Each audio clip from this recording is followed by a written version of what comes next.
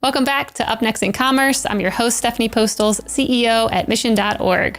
Today on the show, we have Angelo Frigo, who serves as a head of customer experience at Burger King. Angelo, welcome to the show. Thanks so much for having me. Yeah, so you have a very cool background, very, very impressive.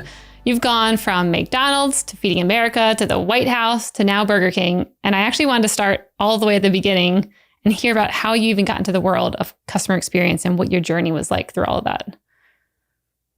Sure. So I was originally an engineer and was a practicing engineer doing project management, and really just got excited about business growth and helping the company that I was working for explore new areas, get into new areas of business. In this case, it was Underwriters Laboratories, and they didn't have a sustainability initiative. They didn't have an initiative to help companies certify their products for sustainability. They were exclusively testing for safety, for human safety, but not for environmental safety. So really got the bug of just general entrepreneurship, helping to think through new strategies and growth opportunities and adjacencies for that business. Didn't know all that at the time, but got a chance to pitch an idea like that to the chief marketing officer. And that person, as well as a couple other people, told me that, maybe I should be looking into that realm of business, and went to graduate school at a program called the Institute of Design in Chicago, which really changed my world. It is a design program, but it really focuses on how design creates value for businesses beyond just the look and feel of a product, and looks at the whole business as an opportunity for creative exploration and new ideas and innovation. I spent the formative years of my career sort of finishing school at a firm called Doblin, which does that professionally. And to me, customer experience has really kind of emerged out of the design world, in the way that customer experience is kind of the management of the value that design brings. Design looks holistically and looks at the end to end for creating value for customers and understanding the human experience. And CX is a way to manage that and manage return on investment for creating value through design. So that's really where it all started at Doblin as a consultant. And when I left there to start my own practice and join McDonald's, really customer experience really took off with Agile and Lean and other digital product management practices, and it's grown tremendously since then. And spent some time at Feeding America after McDonald's, as it's even in the nonprofit sector, they're starting to look at that customer experience too, which is really exciting. Happy to talk more about that.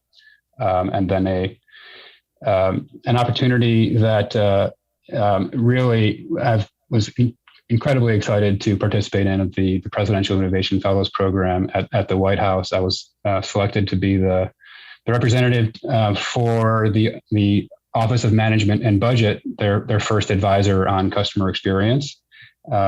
Still fairly new, customer experience still fairly new in the government sector, but a lot of really great things happening there. So now back to the QSR industry, which I actually really enjoy because it touches so many people's lives, and it has that added challenge of needing to blend the digital and the physical, which I really enjoy getting into the operations side of fulfilling on the promise of digital convenience. Wow, that's cool. Okay, so then to go back from McDonald's to Feeding America, like what does it look like building customer experience for a company like McDonald's to then going to a nonprofit that has very different resource issues probably, and thinks about things very differently? Like, what was that jump like? There was a bit of an adjustment going from having a large team to having a fairly small team, needing to make some compromises that I wouldn't have previously been comfortable with around quality and the ability to ensure a great experience for the customer. but at the same time, surprising amount of interest and really importance. So of course, we come to an opportunity like Feeding America with a lens around how we can create convenience and better speed of service. I think what I understood less going in was the importance of stigma in that sector, and the importance of sort of anonymity. So we try to find with customer experience, you try to find a right balance of, do you have a lot of human touch point? Do you try to bring the human element into it so that there is that connection when they're picking up their food? But in some cases, it's people want that to be invisible, and they want themselves to be invisible. So mobile ordering and pickup for food in that space of the folks who are food insecure is growing rapidly across Feeding America, their network of 200 food banks, and I think it really can transform how comfortable people are choosing when they're, especially when they're early, having just maybe slipped into being food insecure and still not wanting to go and take that, because in many cases it's somebody who wants somebody who's more in need to have that. But for anybody listening, there's plenty of food, and it is for you. So I really encourage you to go and take up Feeding America on what they can do. Wow. That's good to hear. Very, I'm sure, different perspective, different style of customers, and a lot of learnings that went into that. So then you jump to the White House. And I mean, when I think about customer experience and government, it's hard for me to maybe put two and two together. So what did you do there? What was your project? What were you working on? Sure. There's a team at the Office of Management and Budget that's focused on customer experience from a performance perspective. And first thing really is just helping them understand what we mean by service design and the experience with a service as delivered by a program.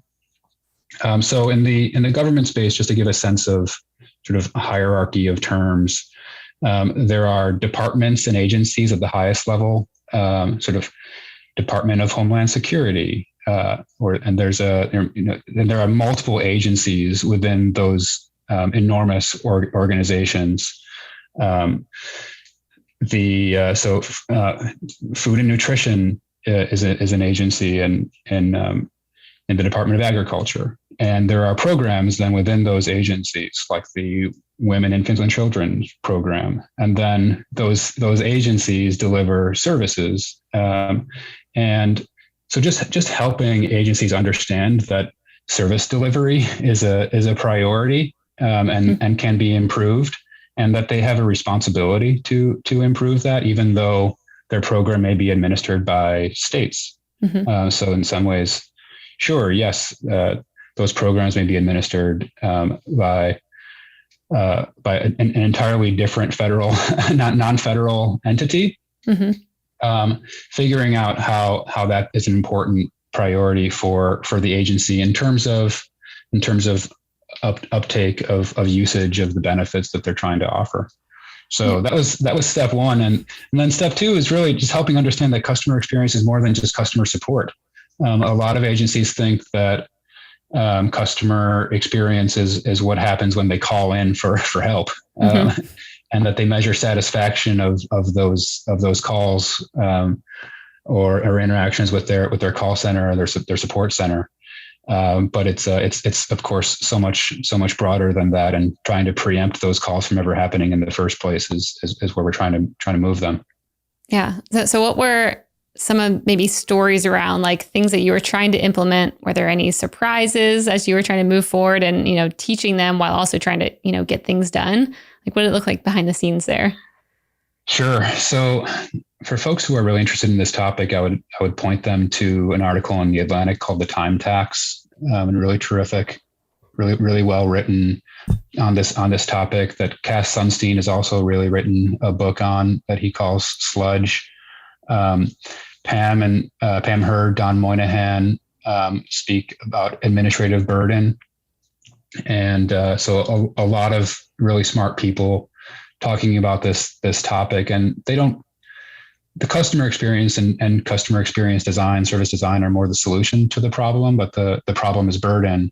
Mm-hmm. And burden is the equivalent term in government for friction in the e-commerce world. Reducing friction from that experience is obviously commonplace. They use a little bit of a different term there, and burden.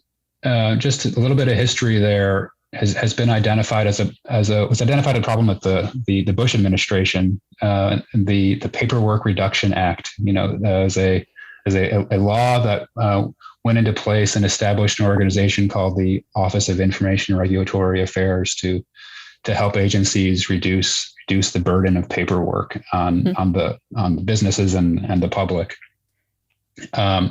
So just a little bit of history and context there. But fast forward a couple decades, and we're still doing that very poorly. The way in which burden is measured is in some ways limited by that original definition as paperwork.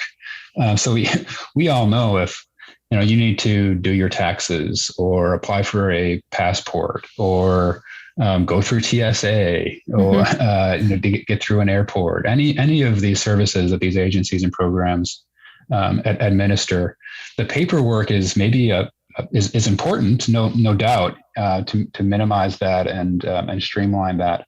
But that's a minor fraction of really the entire experience. So from a customer experience designer, we're looking at the whole end to end, and they don't measure service time from end to end for their participants, for the public. Yep. So we did a little work here, and in some cases we found that agencies were by just measuring only the paperwork, they were only accounting for just a few percentage points, a few minutes of what could be hours of an experience to get through. Mm-hmm. So people know this just intuitively. That takes hours, and they're just not thinking about that entire end-to-end experience. So lots of stories there, but I think the ultimate point, the end point here is that by recognizing that some of these programs take a long time to get through, and if they were to account for that and think about the cost of that, because it's sometimes there are hundreds of millions of people that are using these programs, we're looking at upwards of it could be $1 trillion in annual lost opportunity cost because of the amount of time that the entire U.S. population and just the public at large needs to spend going through government services that are onerous and not thoughtful of their time. Yeah. So was there any maybe learnings that you could actually take from government and then bring to Burger King, or was it so wildly different where it's like actually it could only be the other way around? Oh, the intent of the Presidential Innovation Fellows program that Obama stood up and made permanent with his last action in office was to bring the expertise of the private sector to government. So that's the main intent there, and to provide an opportunity for technologists and designers to do a year of service and give back, which is what really attracted me to it. So that's the main intent. I think it's all. Anytime you enter a new space where a concept is new, you have to really use plainer language, for how you talk about things. That I needed to adjust some of the industry lexicon of terms, and just explain customer experience in a way that anyone can understand. And I think that's just generally a good thing to bring back to the private sector too. So when thinking about, these government programs and you're there kind of auditing and looking at these different customer experiences of them, which I'm sure is very difficult. Like you said, there's so many. What maybe is one tangible story of something you looked at and, you maybe were trying to figure out the ROI of, should we make this a better customer experience? How do I think about that? Like auditing it in general. Do you have any stories around that? Sure. Yep. We audited several services that are delivered by what are called high impact service providers in government. That's a term being used by the Office of Management and Budget to think through which agencies have the most impact on the public's lives. And SSA is a part of that. The Department of Revenue is a part of that, doing your taxes, and also the FNS, Food and Nutrition Services, including the WIC program, is part of that. And WIC is an interesting one that we looked at because I think a lot of people don't realize that half of the mothers in the country use the WIC program to get food for their babies and get nutrition and health services for themselves and their babies. So it really does affect a lot more people than people realize, and it provides a ton of benefit to them in terms of just reducing the costs to raise a child. And but it is a bit onerous to go through. There are really extensive eligibility checks just to get approved to get those WIC benefits.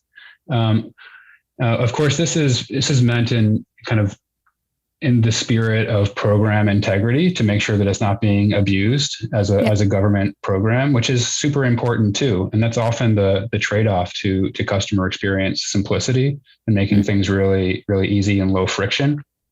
So this trade-off between friction and customer experience and program integrity is one that we looked at really closely. So with WIC, a mother starting this program may not even know about it, but they may hear about it through word of mouth, or they may have seen it from a state website, and they may start their experience trying to find a place where they can go and fill out paperwork. They may try to fill out the paperwork online. The paperwork alone could take an hour, but then there are also many appointments that they need to take to go in and have their baby weighed, to watch mandatory videos around breastfeeding, things like that. This is all friction in the experience of getting signed up.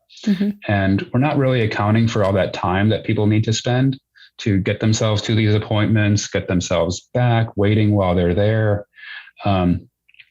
Just accounting for that time spent.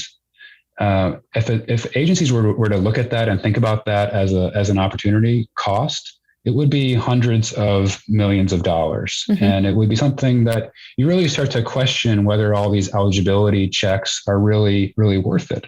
And you really start to wonder, should we be relaxing some of these program integrity rules?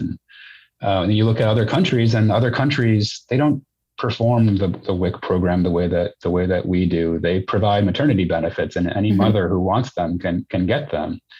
And I think it's hard to make that argument in our current climate, where we don't look at time and we don't look at customer experience as a business cost. But if we do, it makes those simpler, more easier administrated programs like a maternity benefit a lot more rational.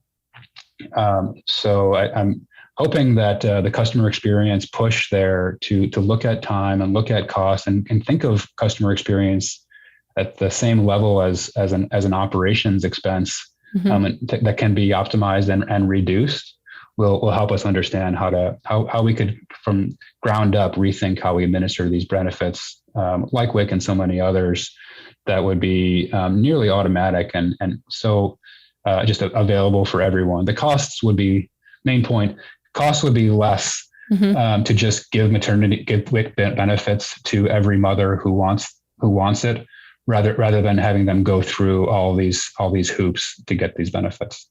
Yeah, that makes sense that kind of like a lot of different government organizations looking at that right now. I think even like people in jail, they're like, okay, it actually costs way more for a lot of people who, did a crime that's not even a crime anymore and went to jail for something that is now not even illegal. And I think there's a lot of programs like that could be audited.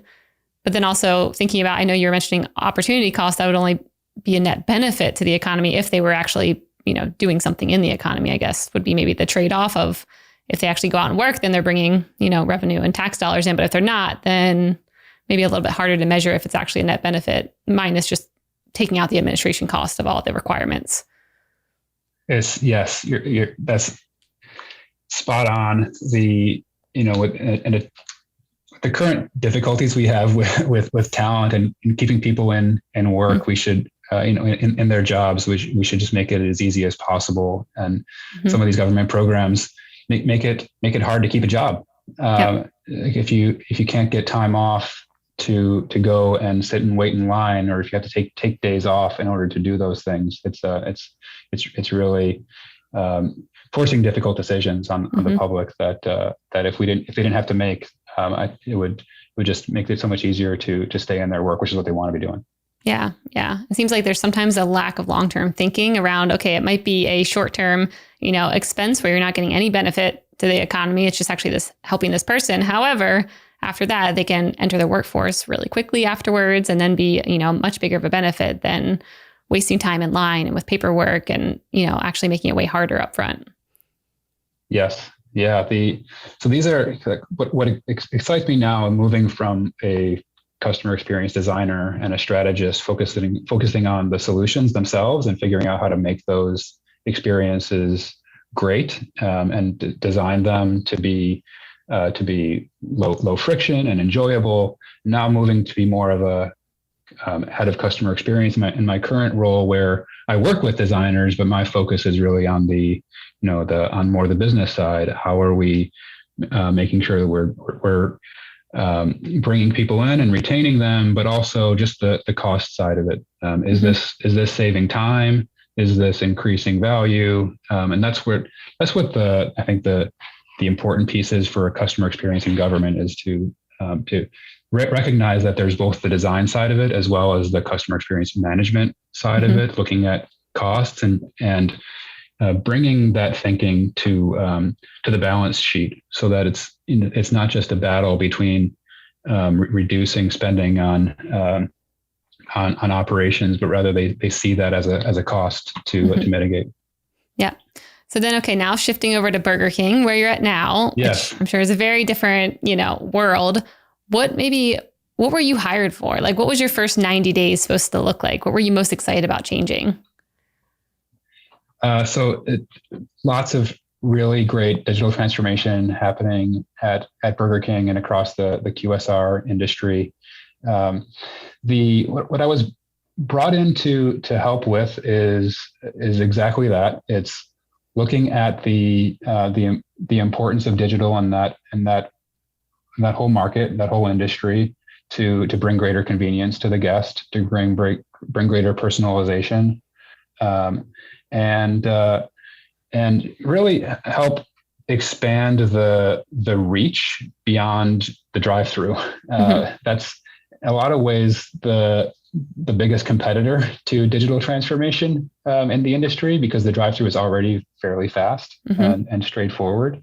So, we are trying to think through how can we help them get delivery to their home? How can we help them have a better pickup experience? How can we help them with curbside table service to see other ways to fit this into their lives when they're not right around the corner from a Burger King? What are ways that you're kind of encouraging people to maybe change their mindset around those experiences? Because, when I think about fast food, I'm like, okay, I'm going to go through a drive-thru. Oh, there it is. Great. Okay, I'm hungry. Like, I maybe don't often open up DoorDash and be like, oh, okay, I'm going to, get some Burger King. Like, there's so many options. So how have you guys gone about kind of changing that thought around, actually kind of the industry as a whole, and why maybe I can buy in different places, and that's a new cool thing to do? Yeah, I think in general, the quick serve restaurant market is a very impromptu decision. It's something that you're not thinking about until you kind of see the sign in front of you, or you're driving around and okay, I need to eat within the next 15 minutes or something to that effect. So it's something that there's not a lot of advanced planning. Yep.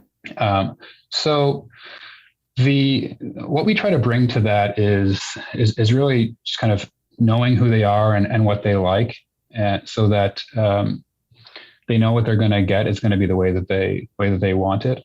With the customization in the app, so that you can set up your favorites, understand, have a lot of control over every individual component of the meal.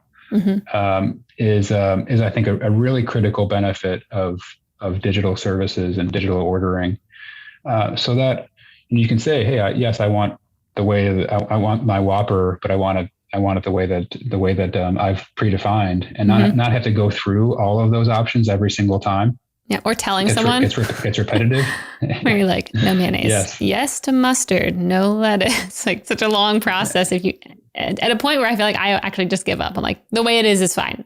I'll just take things off. Yes. So, yeah. Yes, there's a lot of stress in drive-through of not wanting to slow down the flow and feeling bad of people behind you if you're taking too much time. So we really try to reduce that stress and just have it be a really low stress experience when you get to the restaurant. Yeah.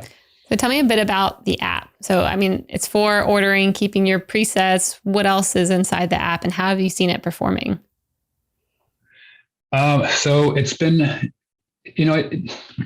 certainly we want more of our guests to be using it. The ones that do love it, we have a lot of promotions. I was actually going to ask you about that. Go through a lot of ways to engage them, like the crypto campaign that we recently ran, and so that's one way which we try to engage, and just a lot of new products that we want people to be aware of, like the Impossible products are new.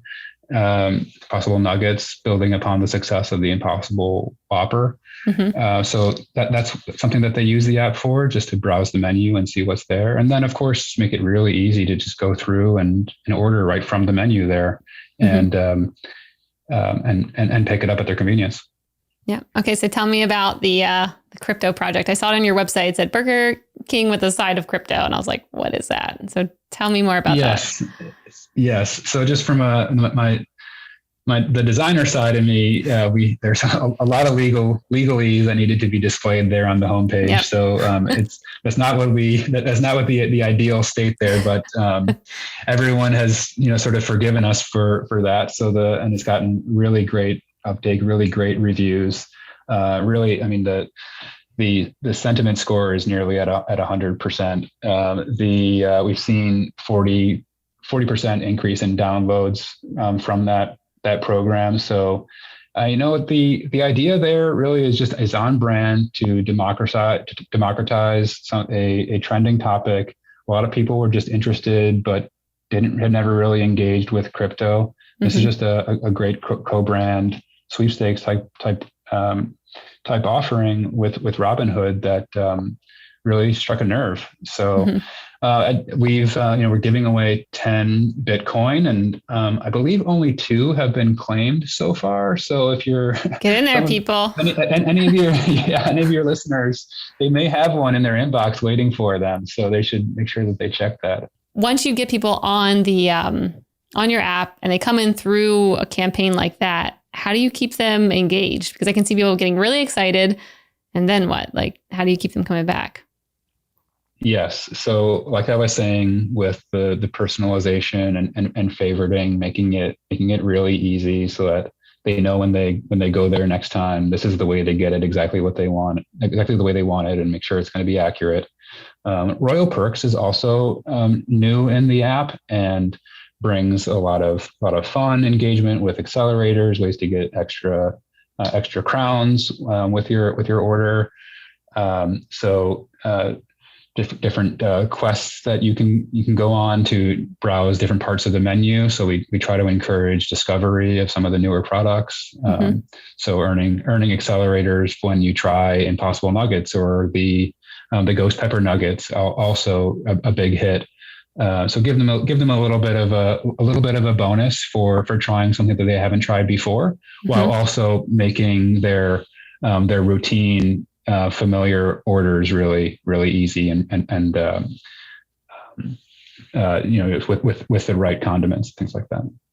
Got it. Are there any other brands that you watch when kind of thinking about your user experience and your digital experience? Because I'm even thinking back to an interview I did a few weeks ago with Walmart, and Cynthia was telling me about her super app that, they were building and why they took multiple apps and formed it into one and how to think about that. But is there anyone that you kind of look at and see what they're doing to maybe influence strategy a bit? Oh, absolutely. Yeah. So of course there are the apps in our own industry that we look at and benchmark against. Of course, Starbucks is the most successful in terms of digital adoption, so we certainly look to them, and McDonald's, Chick-fil-A, Wendy's, many other apps that we look at. But I also especially like to look outside of our industry for inspiration, just because there's a lot of copying, and as a customer experience and who's really design and innovation minded, I really like to bring prototyping as a capability to our teams to think through several different ways of solving a problem, rather than just gravitating to the one that's most familiar in the industry. And so looking outside, I'm a big fan of the ExxonMobil app, actually. Okay. If you're a driver and you like to get gas for that car, if you need to get gas for your car, don't get gas. So tell me about it. What's nice about it? The design is really great, but I really again, as a thinking end to end for customer experience, even though there's the digital aspects of that are at the center, it's the way into that experience and the integration with retail that I find are still big opportunities for improvement. You can certainly make the digital experience, seconds, minutes faster. But if it's still going to take a long time at the restaurant, the total time is the same. And so looking at that retail integration piece, I just think that they did a really great job with app clips and with Google Pay integration at the pump, so that when you pull up, I'm in Chicago, it's starting to get cold. You can stay in your car and get all the payment elements sorted away, so that you're spending the least amount of time out in the cold pumping gas. And they just have really nice technical integration with Bluetooth and GPS and NFC codes. So worth looking at. Wow. Is there anything that you like, what are you all exploring around trying to, getting that like omni-channel experience correct? I mean, are you trying to get people to come into the locations more, or what does that look like for you all? We want to serve them wherever they are and wherever they want to be served. So delivery, of course, is a huge growth opportunity for the industry. So if they want to be at home, we're gonna bring it to them. Or if they want to be at the park, we want to bring it to them there.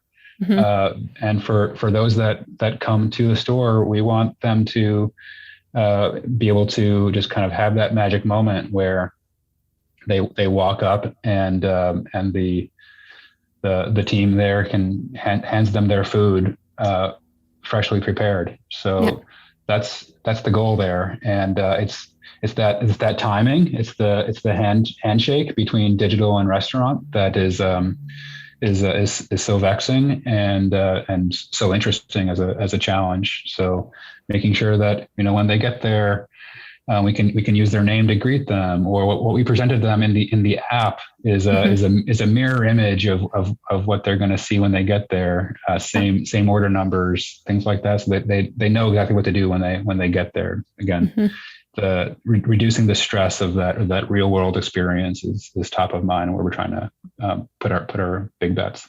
Yeah, very cool. So earlier you were mentioning kind of thinking outside the box and prototyping with your team, not trying to copy others. Are there any big projects that you've worked on over the past year that, either you really thought were going to work and then it didn't, or your whole team didn't think it would work and you're like, let's try this anyways? Like any fun stories about projects, like big thinking projects like that you've worked on? Yeah. So I'll go to a story in, that has more to do with the person to person interactions there. I think it's digital experience is a part of the problem. This is a recurring theme here, but getting into the non-digital parts is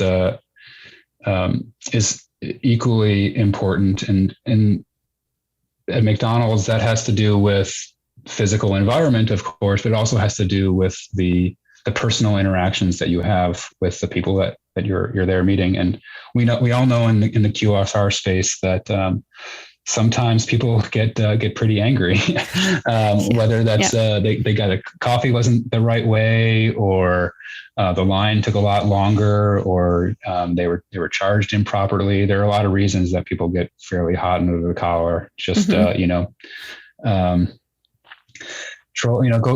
YouTube and you'll see lots of videos of violent interactions. It's terrible. Oh my gosh. It's the worst part of the experience for crew people and the restaurant. Dealing with nasty customers even ranks higher than dealing with nasty bosses.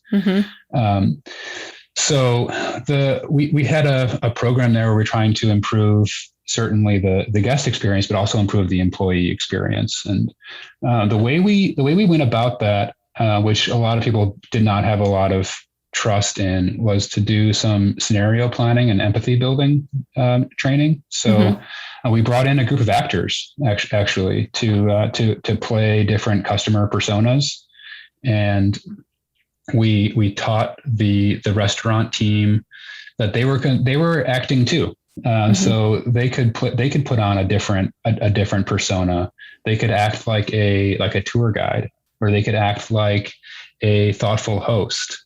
So there were a number of different personas that we let them sort of try to play the role of, and take themselves out of it a little bit, to depersonalize that interaction a little bit, and just kind of this idea of acting to try to make it fun. And the people would come through the drive-thru, and the crew people wouldn't know what their persona was yet, but maybe it was a mother who has crying babies in the back seat, or it's a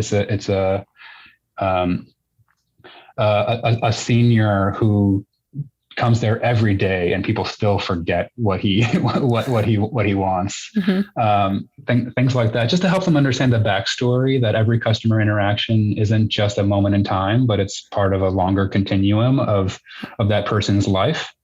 And the going through this kind of scenario training and acting this out and playing out these scenarios was tremendously fun. A lot of laughing and even a lot of crying, because they were learning skills on how to deal with angry people and de-escalate that they immediately recognize that they can bring home to their families. So we ran this program as a pilot with several stores, and turnover at those stores dropped precipitously. People just were able to tolerate their day more and tolerate each other more. And I think customer experience really needs to think about the employee experience and helping them develop those skills, especially in our industry where it's many people's first time job, and many people who work in our stores, they work in neighborhoods where you may be brought up learning to respond to anger with anger. And so I just think there's a tremendous opportunity for customer experience to improve the human experience. Wow. I love that. That's a very fun scenario to think about. And honestly, any company I think could also use that tactic for just dealing with, like you said, your coworkers and bosses, and just thinking about, okay, this anger here or frustration might be from something else. And how can I be more empathetic towards that instead of actually, escalating it even more than what it needs to be? That's That's cool. Very powerful. Yeah. Let's shift over to the lightning round. The lightning round is brought to you by Salesforce Commerce Cloud. This is where I ask you a question and you have a minute or less to answer. Are you ready? Okay. All right. First, what's your go-to order at Burger King? My go-to order at Burger King. I am a big fan of the chicken. So I'll go with the chicken. Sometimes it's the double junior. It's also a really great one. Perfect. What's the nicest thing anyone's ever said about you? I think, so people have told me that I am tireless and that I care deeply about the people that I'm trying to help, and so that always just hits me in the feels, and so that's why it's sort of it's easy. It's even hard to talk about because I just want to get emotional about it. But yeah. Yeah, well, that's good. I mean, I think that's nice to be able to remember what people are saying and bring it back. So that's great. Yeah. If you were to have a podcast, what would it be about, and who would your first guest be? If I were to have a podcast, so going back to the government work, still really hopeful of transformation there, and I would love to speak with with folks who are leading that. So Cass Sunstein, would love to talk with Jason Miller, who's the head of the Office of Management and Budget. Would love to talk with the president about the importance of customer experience and public experience. Yeah, I think we need that ASAP. So much work seems to still need to be done there. They need you. Yeah. What's up next on your reading list? On my reading list, so it's not a professional book. That's okay. But I did just finish Cass Sunstein's Sludge, so that's why I had that in mind. And I'm reading a book about running. So my son and I, he's taken up cross country, and it's become a time that he and I get to share together, and cool. We get to talk about that and talk about it's one time away from my computer, away from his computer, and where we can just be together and have time to have real conversations. So really appreciating that time right now. So sweet. Yeah. Well, Angelo, thank you so much for coming on the podcast, sharing your wisdom and all about Burger King. Where can people find out more about you and the work that you're doing? Certainly the LinkedIn page, try to post things there regularly about what I'm up to, and easy to reach me there. And check out the BK website. A lot of really exciting things happening there, and would love to know what you think about it. Tell me, give me feedback on LinkedIn if you can. Cool. Go get your crypto, everyone. Get your Bitcoin before it's all out. All right. Thanks, Angelo.